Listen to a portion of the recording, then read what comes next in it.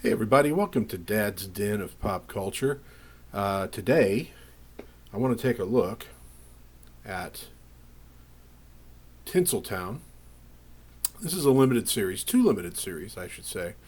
Now, the ones I have published by Alterna Comics, they are written by David Lucarelli. The art and the cover by Henry Ponciano, and you can see this one is also signed by David Lucarelli. Again, you can get these at Alterna Comics as good old-fashioned floppies, and I believe there is also a trade paperback style book out there available as well. Now, I have both limited series. This is the second, which is called Losing the Light. The first one I intended to have out for this video, and I instead packed it away in some long boxes, which ended up underneath other long boxes, which ended up underneath some other stuff in a closet. And I said, oh, okay, I don't really want to get those out. I spent the morning doing a lot of work on a tree in my front yard that lost a branch. It's a scorcher today in Vegas. And I said, yeah, I don't want to dig out a whole closet. But fortunately, I have the second limited series out. And so we're going to show some of it. Both limited series are about Officer Abigail Moore. She is the daughter of a police officer who is killed in the line of duty. She wants to become a police officer herself. The issue is that we're talking about pre-World War One Hollywood, pre-World War One America, and there's not a lot of opportunities for police women on the Los Angeles Police Department. At least not women who want to, investigate and be out there actually getting things done, rather than, doing some more, maybe call them sort of administrative tasks. So she winds up getting a job as a guard at Utopia Studios. Now, Utopia Studios is a fictional movie studio, and which has the intention of the women they hire as guards to mostly be women in costume walking around talking to guests, a sort of novelty for guests who are visiting the studio as tourists walking around. But Abigail Moore is a little something more than that. She has the goods. She has the will. She has the capability to be a policewoman. Now, the writer David Lucarelli based the character at least partially on his mother, who was a police officer, and so he knows something about what she went through and some of the challenges that were involved in becoming a police officer. This would have been not pre-World War One. I want to say she was a police officer in the 1980s or 90s. I can't remember now right offhand.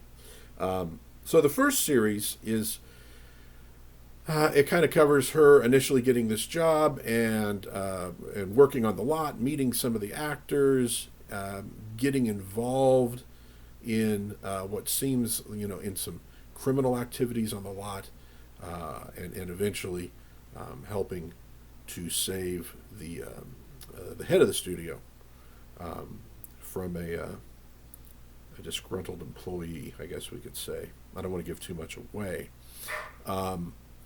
The second series, this one, which is called Losing the Light, has her still on the lot. She's doing very much the same kind of job. More shenanigans arise, these with maybe even higher stakes. So she and her fiance, who in the first series was a cowboy from Oklahoma who came out to maybe work in the movies doing stunt riding and things of that nature. And in this series, he's become an actor in a western. He's gotten his big break to to be a Western or a movie cowboy. Um, let's look a little bit at the art by Henry Ponciano. Um, the art is good in the first series. It is even better in this second series. See if we can get some of the facial expressions that he caught um, are to me just about worthy of Dave Stevens and his work on The Rocketeer. Now I know that's a heady compliment, um, but he gives a tremendous amount of character in this book. Really, really, really top notch work. Here we have this Oklahoma cowboy being made presentable for the movies, given a new haircut that he's not real happy about. Um, then we get a little bit of a con man working on the lot.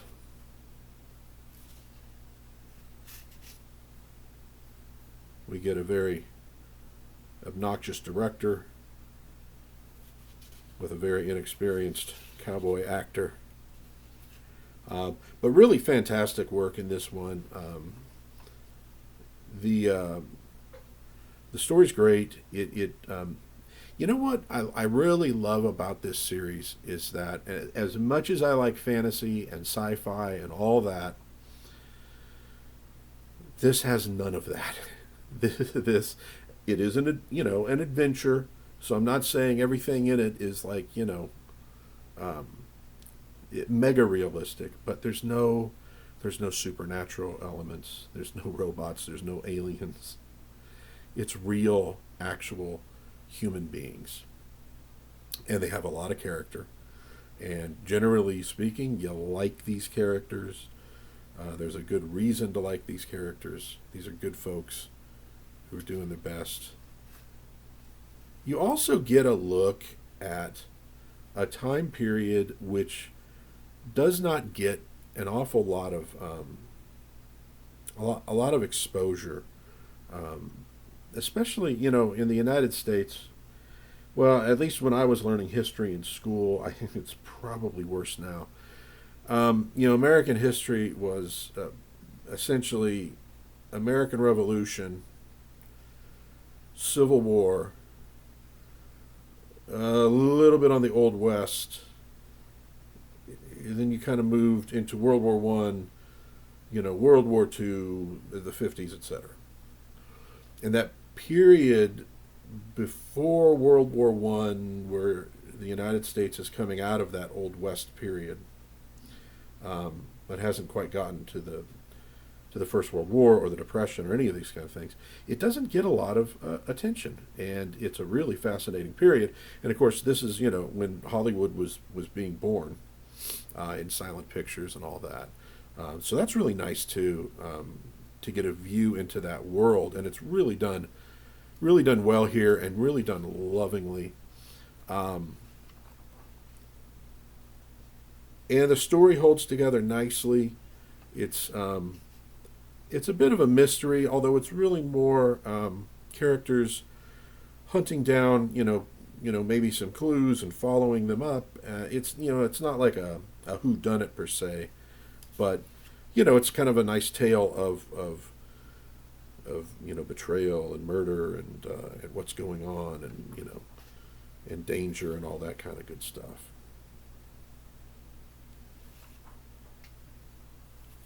But again, great art in this one. And when you're not drawing like a superhero book that's going to have really extreme stuff, when you are drawing actual normal human beings doing normal human being things for the most part, the challenge is making the panels interesting and engaging, and I think Ponciano does that very well. And obviously that's aided by Lucarelli's script, and you do get some moments of action. Uh-oh, look at that.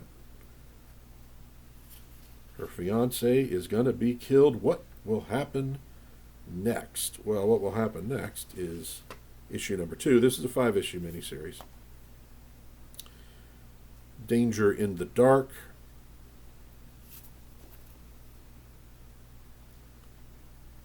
Here's number 3.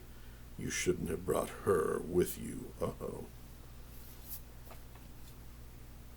Down Mexico Way.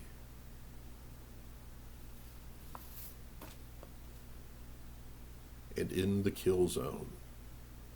Now, as always, I don't want to give an awful lot away in this because I want people to buy these and read them and actually enjoy having the story unfold for them. But this one gets into some like international intrigue, and it does play on the events of the day, we'll say. If you know the history of that period pretty well, you might be able to figure out sort of what's going on, but it's still good. It's interesting. It's fun. A lot of great characters. You get it's not. I know you have stories about a woman police officer.